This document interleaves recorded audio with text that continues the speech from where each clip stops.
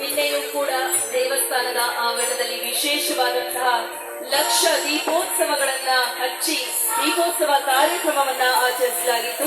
ಈ ಒಂದು ವೇದಿಕೆಯಲ್ಲಿ ಶ್ರೀ ಅಯ್ಯಪ್ಪ ಸ್ವಾಮಿ ದೇವಾಲಯ ನವನಿರ್ಮಾಣ ಕಾರ್ಯಯೋಜನೆ ಉದ್ಘಾಟನಾ ಸಮಾರಂಭದ ಕಾರ್ಯಕ್ರಮವನ್ನ ಜ್ಯೋತಿ ಬೆಳಗೋದರ ಮುಖಾಂತರ ಉದ್ಘಾಟಿಸಲಾಗ್ತಾ ಇದೆ.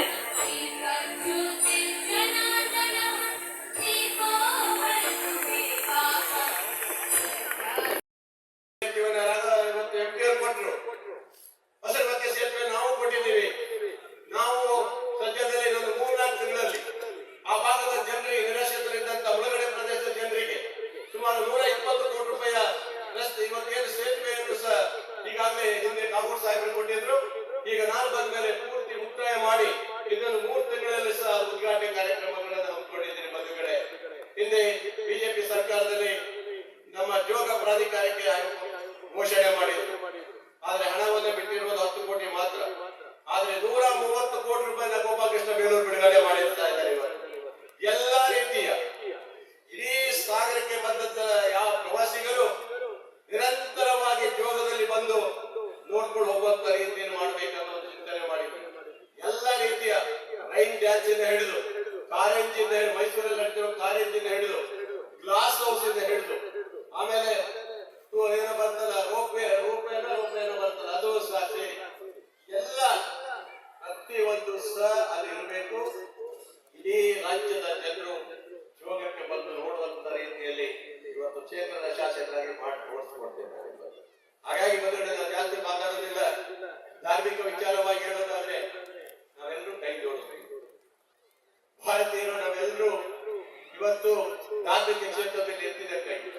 ಯಾವುದೇ ಸಣ್ಣ ದೇವಸ್ಥಾನ ಮಾಡಿದ್ರು ಸಹ ಆ ದೇವಸ್ಥಾನಕ್ಕೆ ಸಹಕಾರ ಕೊಡುವಂತ ಮನೋಭಾವನ ನಾವು ಇಟ್ಕೊಂಡು ಬಂದಿದ್ದೀವಿ. ಈ ಕ್ಷೇತ್ರದ ಜನ ನನಗೆ ಆಶೀರ್ವಾದ ಮಾಡಿದ್ದಾರೆ.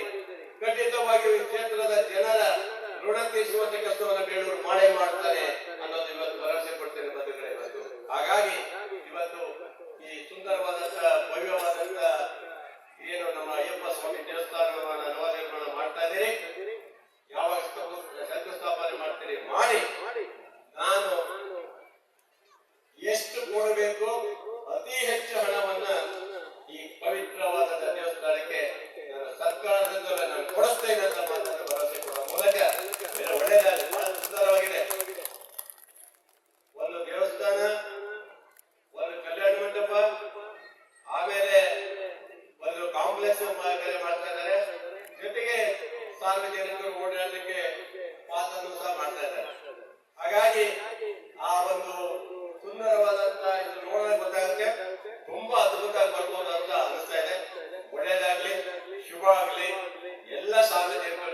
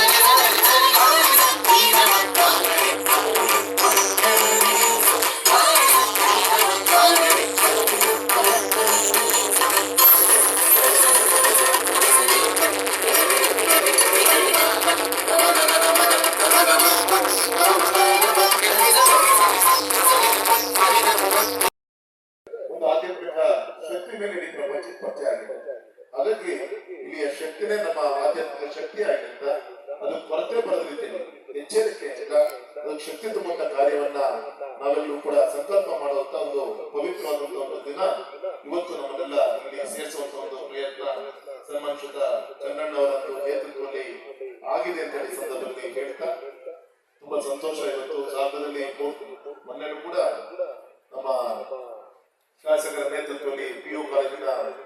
ಮಾಡಿಸುವಂತ ಕಾರ್ಯಕ್ರಮದಲ್ಲಿ